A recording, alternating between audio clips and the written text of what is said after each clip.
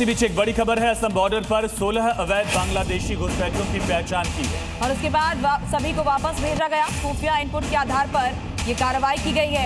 16 बांग्लादेशी घुसपैठिए जो पकड़े गए उन्हें वापस भेजा गया है। यूपी के शाहजहांपुर में एक शादी समारोह रणभूमि बन गया जब एक नाराज युवक ट्रैक्टर लेकर मैरिज हॉल में घुस आया, जमकर उत्पात मचाया। पूरी घटना कैमरे में कैद हो गई।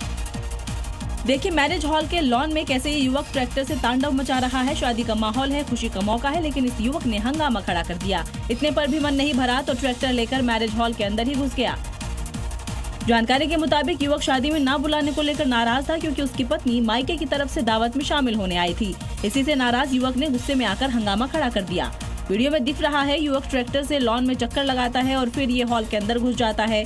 गनीमत रही कि इस दौरान कोई बड़ा हादसा नहीं हुआ। बाद में पुलिस ने दोनों पक्षों को बैठाकर समझाया, वरना पल भर का गुस्सा हादसा करा देता।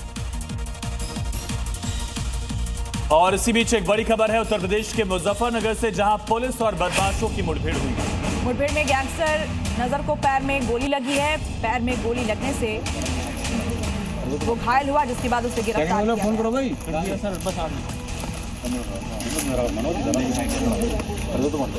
राजस्थान के जोधपुर में पर्यटकों का मंडोर गार्डन घूमने जाना उस वक्त भारी पड़ गया जब यहां मधुमक्खियों ने हमला किया, जिसके बाद वहां भगदड़ जैसी स्थिति बन गई। इस हमले में कई लोग बुरी तरह से घायल हो गए।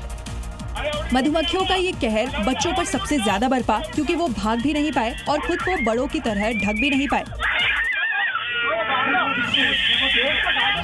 हादसा गार्डन के गेट नंबर 1 पर हुआ, जहां शाम के करीब 5:54 पर मधुमक्खियों ने अचानक हमला बोल दिया, जिसे लेकर पहले से ही अनाउंसमेंट शुरू कर दिया गया था। तब तक इक्की दुक्की मधुमक्खियां काट रही थी। तभी बच्चे पर अटैक देख सिक्योरिटी गार्ड मदद के लिए आगे बढ़ता है, लेकिन फिर वो भी बाहर खड़ा होता है, जिसके बाद बच्चे के माँ बाप तेजी से उसे लेकर भागते हैं। बिहार के किशनगंज के निलंबित एसडीपीओ गौतम कुमार के खिलाफ भ्रष्टाचार के आरोपों की जांच में कई खुलासे हो रहे हैं। जांच में न केवल उनकी करोड़ों की अवैध संपत्ति का पता चला, साथ ही उनकी अय्याशी की कहानियां भी सामने आ गई। क्योंकि अब तक की जांच में इस भ्रष्ट अफसर की रंग मिजाजी ने सबको हैरत में डाल दिया है। जांच में खुलासा हुआ है कि गौतम कुमार की 1-2 नहीं बल्कि 5 गर्लफ्रेंड थी, जिन पर उन्होंने करोड़ों रुपए लुटाए थे। इन गर्लफ्रेंड्स को गौतम कुमार ने ऐशो आराम की चीजें और महंगे तोहफे दिए थे। यहाँ तक कि उन्होंने अपनी एक नौकरानी को थार गिफ्ट की थी। ईओयू की छापेमारी और कॉल डिटेल रिकॉर्ड की जाँच से गौतम कुमार के इन कारनामों का खुलासा हुआ है। वहीं दूसरी ओर गौतम कुमार मामले की जांच को भी प्रभावित करने की साजिश हो रही है, क्योंकि पुलिस ने देर रात एसडीपीओ ऑफिस में घुसे 3 लोगों को गिरफ्तार किया है, जो लाल रंग की थार से वहां पहुंचे थे। पुलिस को शक है कि ये तीनों एसडीपीओ ऑफिस में गौतम कुमार केस में सबूत मिटाने गए थे। रिश्तों के धोखे और फरेब की एक ऐसी तस्वीर सामने आई जिसे देखकर हर कोई हैरान है। यूपी के हापुड़ में एक होटल में चल रहे शादी समारोह में उस समय हड़कंप मचा जब एक महिला ने वहां पहुंचकर दावा किया कि वो दूल्हे की पहली पत्नी है और हंगामा करने लगी। महिला ने डाइवोर्स नहीं होने का हवाला देते हुए होटल में जमकर बवाल काटा और शादी रुकवाने की कोशिश की। इस दौरान दोनों पक्षों के बीच तीखी बहस हुई। महिला ने बताया कि अभी तक डाइवोर्स पेपर पर साइन नहीं हुए हैं, फिर कैसे शादी हो रही है। महिला के मुताबिक 2022 में पति पत्नी के विवाद के बाद मामला कोर्ट में चल रहा है। काफी देर तक हाई वोल्टेज ड्रामा चलता रहा। हंगामा बढ़ने पर पुलिस बुलाई गई, जिसके बाद दोनों पक्षों को लेकर पुलिस कोतवाली आई और मामले की जाँच पड़ताल में जुट गयी। मॉर्निंग जी में आगे बढ़ते हैं, दिखाते हैं आपको राजधानी दिल्ली की 5 बड़ी खबरें।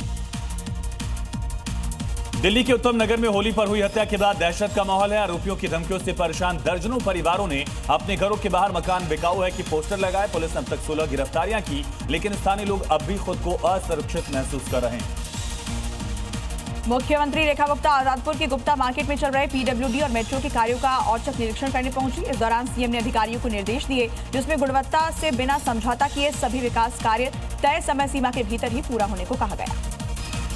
दिल्ली में पानी की किल्लत दूर करने के लिए जल मंत्री प्रवेश वर्मा ने बड़ा फैसला लिया। अब सभी सरकारी निजी इमारतों में रेन वाटर हार्वेस्टिंग सिस्टम लगाना अनिवार्य होगा।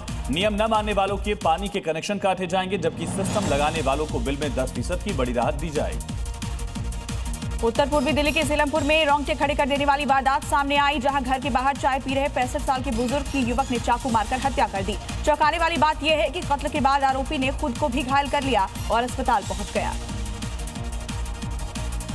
समालखा इलाके में बदमाशों ने ज्वेलरी मालिक को लूटने की कोशिश की। बदमाशों ने दहशत फैलाने के लिए कई राउंड गोलियां भी चलाई। पीड़ित बाल बाल बच गया। हालांकि भीड़ इकट्ठा होता देख बदमाश मौके से फरार हो गए, बंदूक यहीं छोड़ गए।